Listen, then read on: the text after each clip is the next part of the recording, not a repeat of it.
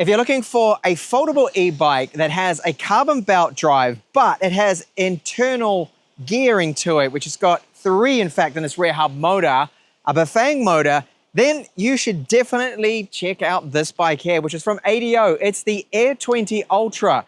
It weighs 19 kilos, and with its 10 amp hour battery, which is located in the seat post here, it can give us a claimed range of 100 kilometers. You can also get an extended battery or range extender, which is going to then take that figure to 160 kilometers.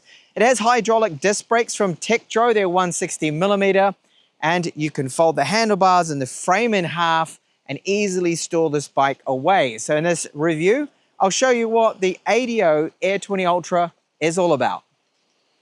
So let me run through some other things here with the bike that are noteworthy here. So front headlight that is included with it. It's good enough. I've seen this model quite a few times. I believe ADO has used it many times, in fact. It's got a reflector below it. It lights up the path ahead of me, no trouble whatsoever. Now, the tires we have here are Chaoyang brand, 20 inches by 1.95 wide. The brakes that we get, so hydraulic disc brakes, these are from TechTablets, 160 millimeter. They do work well, and you'll see later my braking test as I test out their performance. So the front shock here, it has 50 millimeters of travel, not bad for a 20-inch style foldable bike. You do have some adjustable preload, and it can be locked out completely. The frame quality and finish, paint job with this matte gray, I think looks great. You can't really see any welds. Around this part, that is, at least. You see some of the welds, machine welds here, and they do look good and around this part here. Torque sensor, pedals are foldable. You've probably seen from my other videos, I'm not a big fan of foldable pedals because I've had them break on me before. I would probably swap these out so you can press them in and then fold them up, and they clip like that. So that makes the bike a little bit easier to stow away. Kickstand, it's quite upright. It's a single fixed position. I wish it was angled just a little bit more to the left, but the bike hasn't tipped over on me. And here is a magnet that connects up to the front part when you do have the bike folded, which I'll show you soon. So we still have the same TechTablets brakes on the rear, 160 millimeters. They're hydraulic and they're very good. And then we got the Bafang rear hub motor system with the internal 3 gears, which is really good to have. I think this really makes the bike and the key reason to go and get yourself one of these. And I'll talk a little bit about that later in the video. So 250 watts, so it's legal here, up to 25 kilometers per hour, legal in Europe. There is a bike rack, and it can handle 25 kilos according to the rating here. The mud guards, they are made out of metal. Now there's no rattling coming from the bike whatsoever. You'll hear this in my bike test later on when I'm riding it around, which is very good. We've got a reflector right here, and then this brake light, which is my really only complaint about this bike because it's okay. It's got built-in indicators, but they are very weak, the power output from the LEDs within it, and not that bright at all. Kind of useless, those indicators. And there is our battery. So the battery plugs into our seat post. The battery cable. And this seat post has 10 amp hour capacity, which is 370 watt hours. Now you can get a range extender for this bike. So with this, they claim up to 100 kilometers range. And with the range extender, that is then up to 160. And the seat, it's using this imitation style leather. It's a synthetic here. It's very comfortable, good amount of sponge to it, and overall no complaints with the seat. This seat post, it is locked into place. They give you 2 keys, so no one can go along and steal your expensive battery. Now we have a belt drive with this, so no chain that you need to worry about maintenance, oiling that can get you dirty, that can squeak. No, this thing is good for 30,000 kilometers. So the front chain ring here has 64 teeth. The brand, well, this is a JK Aero, or it's the JDX JK carbon belt drive from them. The rear sprocket, this has 20 teeth. The latch mechanism where the fold is very sturdy. It gives me a lot of confidence. I feel no flex in this. It sits absolutely flush, so it doesn't move about at all. You need to push forward to unlock and then just pull on the lever. It's that simple. The lever for the front handlebars to drop them down is similar. So you've got to push this up, pull on that lever, that comes down, and then I can move the handlebar. And this is what it looks like when folded up. You can see it takes up barely any space. So this will be great for storing it under a stairwell, getting it into the trunk or boot of a car. Now do note that the seat post, you have to drop this down, because if you do not drop that seat down, what will happen is the chain ring, or the guard of it, will end up touching the ground and you can scratch it then. But here I have the bottom of the seat post, which is plastic, that it's touching on. There is no little metal bar that it rests on, or a little rubber stop, which I think would have been a nice addition. I'm not too sure why ADO did not add this. And I'll show you here how the front fork connects up. You see it's got that magnet in place and it clips together there. So it's going to hold the bike together. And no, that doesn't actually rattle. It looks like it should rattle, right? But it doesn't in my testing. The bike's 19 kilos, so it's not too bad. It's easy enough to lift into a car. And then to get yourself set up again, you simply need to unfold the main frame, clip it into place, pull up the handlebar, and make sure you then clip that. You hear a click there. And the seat, finally, it's the last thing that I need to raise up. And it only takes around about 30 seconds to get yourself set up and riding and unfold it. The screen that we do get is 2.4 inches. It's an IPS and it's a bright color display. Now you can see it here in direct sunlight, no problems to make this out. And you do have Bluetooth support with this, an app support that it can connect up to. And this is to control my levels, pedal assist levels. So I have 3 of those, and I'm in the sport mode at the moment, but you can put it into eco. And this is on and off. Press and hold the up pedal assist, and that turns on the front headlight and the rear tail light.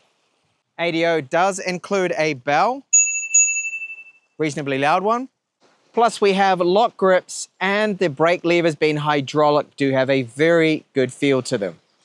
Over to our ride test now of what the ADO Air 20 Ultra is like to ride. So the bike being 20 inches, you'd think it might be a little bit cramped and small, but it isn't actually that bad at all, because the seat post height can go up quite high. You can adjust the handlebar height and you can make it comfortable even for taller people. Getting on is easy because that bar is very low there. And as soon as I start the pedal, the torque sensor takes over straight away. And it gives me that power delivery instantly there, which is good. So you don't have the problem with speed sensors where you need to wait for it to sort of kick in and then finally you get that power. Also, when you stop pedaling, it cuts out straight away, which is good. Now we have that front shock, which has a small amount of travel, but it is a lot better than nothing. And going up the curb, I didn't even lift the front wheel up, or going down, and it soaks up those bumps. You do feel the bumps a little bit more with the rear of the bike, because there's no suspension on the back of it. And let's talk about the gearing of it. So around about 11, 12 kilometers, it changes into the second gear, and about the 20, 21 mark, it will change into the final gear. Of course, the power delivery will take me up to, the motor will take me up to 25 kilometers per hour. Once I go over the 25, I'm on my own pedal power. You're not using the motor and the battery at all. So I felt the change at 20, and when I get up to 25, you feel the motor cut out, but the way it's geared is so good for just cruising along at over 25 kilometers per hour. And this is where the bike is perfect, and that is city bike lanes here that we do have in Denia. From getting to A to B, really good at that. And of course, with those 3 gears that I've been talking about, it's great. I mean, right now, I don't even need to use the motor at all because it's flat. And I can get up to a very decent top speed of over 20 kilometers per hour without even using the battery, over 25. So my climb test spot here is a climb of 20 degrees, and I have the bike in the pedal assist level number 3 in the sport mode. I'm still just in the first gear. So the first gear will change to the second about approximately 12 kilometers, 11 to 12. If I keep it in the first gear, pedaling up this is very easy. I'm putting in hardly any effort. Now I'm going to pedal a little bit more, get just over 11 up to 12. There we go. So about 11 kilometers it changed. Now a little more difficult, but the torque sensor and our 250 watt Bafang motor is working well. I'm putting in, I would say, about 35% effort, and then the motor is doing the rest. Now, if I was to build up speed get it up to 20 kilometers per hour, then it's gonna change gear around 2021, which I don't want it to do. So I wanna keep it in the second gear, and to do so, because there's no manual way to do this, I just need to make sure I don't pedal too fast up hills. And if it is a real steep hill, if I slow right down, then it will go into the first gear. Now for my braking test, it's a full-on emergency brake from 30 kilometers per hour from this post. All right, stopped well before the second post here. That's above average braking performance. The doggies are not happy. Hello there. One of them's looking right at me. They don't like my brake test. So good braking performance with our ADO Air 20 Ultra. Thanks to those 160mm hydraulic disc brakes from TechTablets. They brake really well. What about the range then? So ADO's claim is 100 kilometers, and that would be using the Eco Pedal Assist mode and level 1. Now I have been using a combination of Eco and Sport. I use Sport with the climbs, and mostly Pedal Assist level 1. When I ride over 25 kilometers per hour, it isn't using the battery at all. And I have calculated 60 kilometers. 55 to 60 kilometers is what I'll be able to get out of a full charge. And that seems about right for 20-inch size wheels and a 10 amp hour battery, which is 370 watt hours. So all up, this bike's got a lot of positive things going for it. The foldable design is very strong, it's rigid. ADO's got a lot of experience now with foldable bikes. It has a front shock. We've got TechTablets, so brand hydraulic brakes that work really well. The Bafang 3-speed rear hub motor with the torque sensor is very good. But I have a little bit of criticism from it. And I've said this before with the other 3-speed hub that I did review. I wish I could manually control the gears. I feel sometimes I pedal too fast and that puts it into the second gear. With some of the climbs, I might not want to be in the second gear. I may want to be in the first. So I'd love to see it having a manual mode too as well that we could use. Now it doesn't require the battery. You can ride and use the 3 speeds with the battery completely disconnected, so you can turn the power off, it will still work. The changes are very smooth and it's a fantastic system. I think if you're going to go for a belt drive bike and you're not going to have that maintenance of a chain, you really do need the 3 gears. So many times when I ride the other belt driven bikes, they're single speed and I find it's not good enough for cruising on the flat at a high speed. I find that you're pedaling a little too much for the 25 kilometers that you do. But with this, you can easily pedal up to 30 and the gearing just seems right. And then the climbs with the single speed, it's not that great, but this starts out on the first gear and it's the correct gear for climbs and starting out. So it's very good there.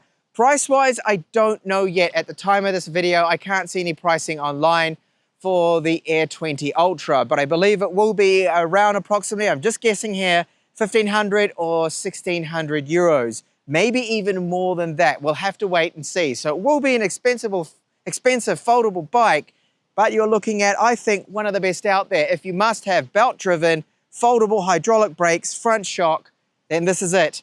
The ADO Air 20 Ultra. Thank you so much for watching this review.